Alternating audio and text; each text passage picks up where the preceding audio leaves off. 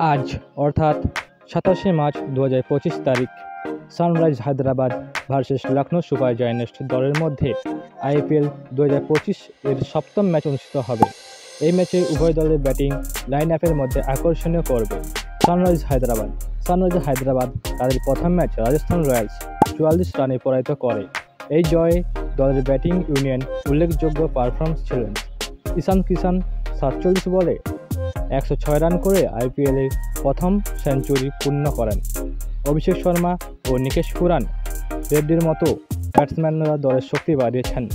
লখনৌ তাদের প্রথম ম্যাচ দিল্লি ক্যাপিটালের কাছে 1 উইকেটের ব্যবধানে পরাজিত হয়, তবে দলের ব্যাটসম্যানরা উল্লেখযোগ্য পারফরমেন্স প্রদর্শন করেছেন।